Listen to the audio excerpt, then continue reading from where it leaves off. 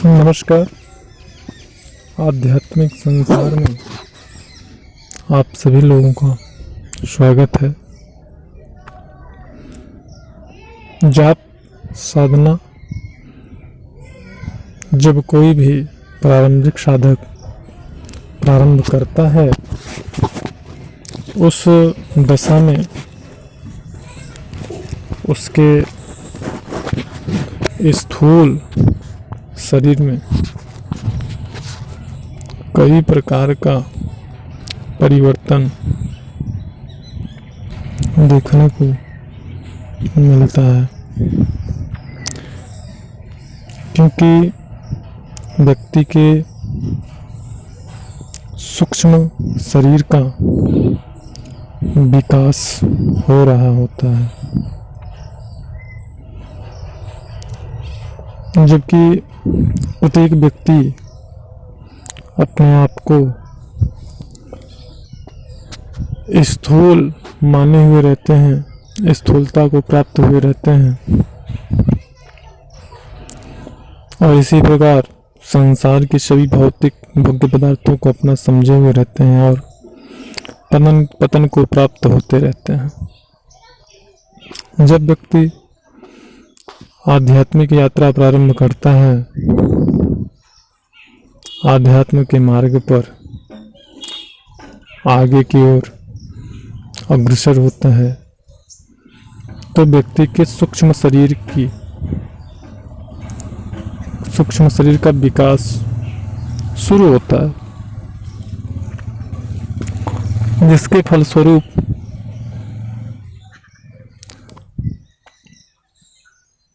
व्यक्ति के स्थूल शरीर में कई परिवर्तन होते हैं। यह जानकारी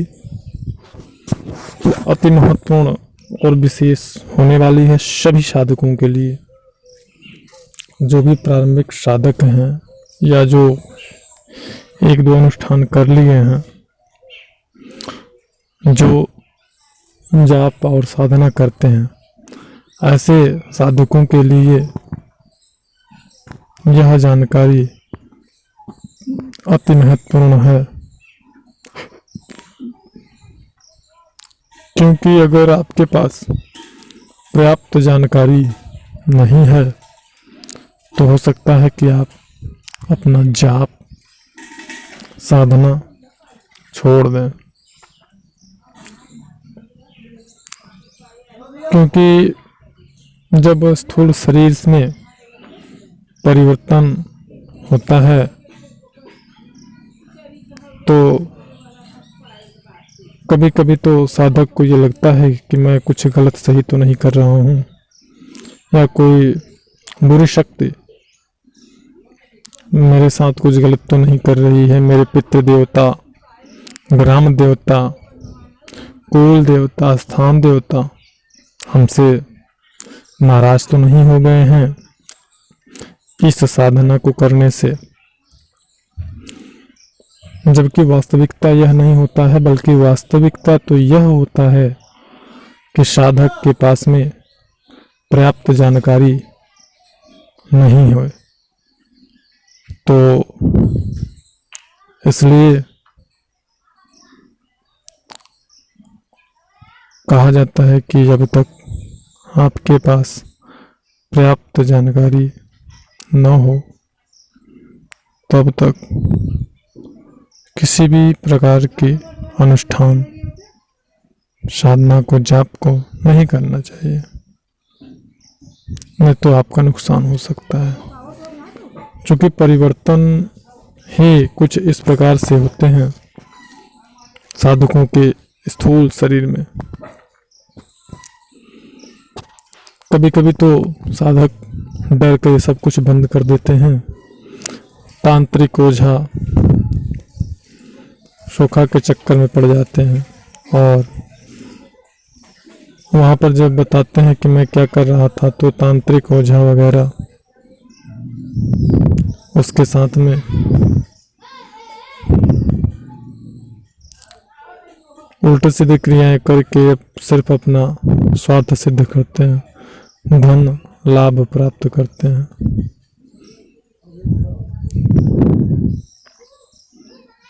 ऐसा सिर्फ और सिर्फ इसलिए होता है क्योंकि उनके पास में पूरी जानकारी नहीं रहती है। तो पूरी जानकारी होना अति आवश्यक है। बिना पूरी जानकारी के या बिना गुरु माँ के मार्गदर्शन के साधना करना खुद को बड़े नुकसान में डाल देना होता है। अब परिवर्तन क्या क्या होते हैं वो बता दे रहा हूँ। जैसे मैंने बताया कि जब व्यक्ति के बैठने का तरीका सही होता है, आसन सही होता है, तो एक निश्चित समय पे उसकी प्राण वायु क्रिया करना शुरू कर देती है। तो जब व्यक्ति का प्राण वायु क्रिया करना शुरू करता है तो उससे अनुभूति कुछ अलग और विशेष प्रकार के होने शुरू होते हैं। तो सबसे पहले तो वो जब उसके रीढ़ की सबसे निचले सिरे में संसेचन होना शुरू होता है, गुदगुदी होना शुरू होता है, बुलबुला उठना शुरू होता है, तभी वो डिस्टर्ब होने लगता है कि यह किस प्रकार की क्रिया हमारे शरीर में हो रही है। जिससे कभी कुछ साधक तो इसी अवस्था में साधना करना बंद कर देते हैं। कुछ साधकों के मस्तिष्क में आज्ञा चक्र पे जहाँ पे ध्यान करके वो मंत्र जाप करते हैं उस स्थान पे संश्लेषण होना शुरू होता है, बुलबुला उठना शुरू होता है। उस दशा में वह साधना करना बंद कर देते हैं कि ये क्या होने लगा, कोई भी भूत प्रेत या बुरी शक्ति से मैं परेशान तो नहीं हो रहा हूँ।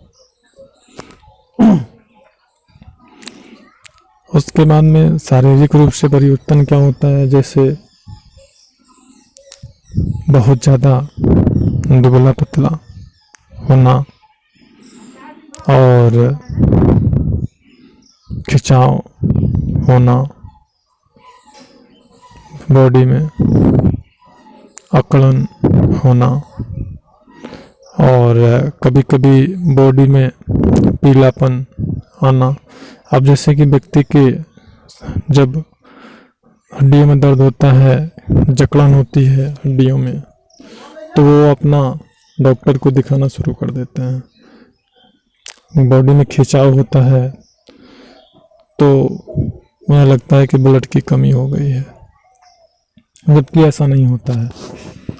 यह आध्यात्मिक परिवर्तन की वजह से इस प्रकार की परिवर्तन व्यक्ति के शरीर में आते हैं। उसके बाद व्यक्ति का जब स्किन का, उसके चेहरे का कलर बदल जाता है तो वो लगता है उसे कि बस मुझे जॉन्डिस हो गया, मुझे पीलिया हो गया। तब ऐसा करने पर भी जो साधक होते हैं वह अपना साधना करना ही बंद कर देते हैं या डॉक्टर के चक्कर में परेशान हो जाते हैं। कभी कभी साधकों के अंदर कुछ कमी होती है जिसकी वजह से उनके स्किन का जो कलर होता है वह ब्लैक कलर में हो जाता है, काले कलर में हल्का होने लगता है। तो उस दशा में भी साधक जो है अपनी साधना को रोक देते हैं, बंद कर देते हैं, जिसकी वजह से वो साधना को बंद कर देते हैं या किसी गलत व्यक्ति के चक्कर में पड़ जाते हैं, वो सोखा तांत्रिक वगैरह के, और अपना नुकसान कर लेते हैं। और जब वो ऐसे ओझा तांत्रिक के साधक मतलब उनके चक्कर में पड़ते हैं, झाड़ फूक वालों के चक्कर में, तो वो उनको बताते हैं कि आपका जो है कुल देवता नाराज हो गए हैं, क्या कुल देवी या आपके ग्राम देवता या आपके जो है स्थान देवता नाराज हो गए हैं, जिसकी वजह से इस प्रकार की आपको दिक्कत हो रही है। और साधक को अच्छा खासा खामियाजा भुगतना पड़ता है। तो ये जानकारी सभी साधकों के लिए है। इस प्रकार के परिवर्तन होते हैं एक निश्चित समय आने पर, और एक निश्चित समय सीमा तक ही इस प्रकार के परिवर्तन का ज़्यादा प्रभाव रहता है। तो बहुत ज़्यादा घबराने की, हड़बड़ाहट में कोई ऐसा वैसा कदम उठाने की ज़रूरत बिल्कुल नहीं है। वह नियमित तौर पे अपनी साधना को करते रहें, और अगर नहीं समझ में आता है तो योग्य गुरु या मार्गदर्शक का हमारा परामर्श लें। और यदि इस प्रकार की कोई घटना किसी भी साधक के साथ में होती है तो वो दिन में 12 से के बीच में हमसे कॉल करके परामर्श ले सकते हैं। चूँकि इस प्रकार की जब परिवर्तन होते हैं तो ऐसे परिवर्तन होने पर विशेष प्रकार के प्राणायाम भी बताए जाते हैं, जिनको करने से आपको राहत प्राप्त होती है। साधक को काफ़ी रिलीफ होता है, और एक निश्चित समय पे ऐसा होना भी चाहिए। और जो सबसे मुख्य परिवर्तन है, व्यक्ति के अंदर काम क्रोध अत्यधिक उग्र और तीव्र गति से पैदा होना, जैसे काम वासना की भावनाएं बहुत ही प्रभावी हो जाती हैं एक निश्चित समय सीमा पर। और साधक के अंदर पर्याप्त मात्रा में क्रोध भी आ जाता है, छोटी छोटी बातों पे चिड़चिड़ा होना, और अच्छी बातें भी, घर वालों की बातें बुरी लगना, और काम वासना का अत्यधिक प्रभाव होने से वज्रपात हो जाना, स्खलन हो जाना, स्वप्न में स्वप्न दोष हो जाना, या ध्यानावस्था में स्वप्न दोष हो जाना। इस प्रकार की क्रियाएं भी होती हैं, जिनके बारे में हमने अपने प्रीवियस वीडियो में जानकारी प्रकाशित कर रखी है। आप उसको देख सकते हैं और जानकारी प्राप्त कर सकते हैं, लाभ प्राप्त कर सकते हैं। हमारे चैनल पे अगर आप नए हैं तो लाइक कर सकते हैं, सब्सक्राइब कर सकते हैं, बेल आइकन को इनेबल कर दीजिएगा ताकि लेटेस्ट अपडेट से अपडेट रहें। हमारे चैनल पर तो वास्तविक और सत्य जानकारियाँ ही प्रकाशित होती हैं, जिनका किसी भी सोशल मीडिया पे प्रकाशित या ज्ञान या फिर कहा सुनी बातों से, किताबी ज्ञानों से कोई वास्ता या संबंध नहीं होता है। वीडियो अच्छा लगा हो तो लाइक ज़रूर करिएगा। हमारे पास कॉलिंग का समय जो है उसी टाइम पे कॉल करें, 12 और 1 के बीच में, अन्यथा कॉल रिसीव नहीं होगी। मिलते हैं नेक्स्ट वीडियो में, तब तक के लिए नमस्कार। वीडियो को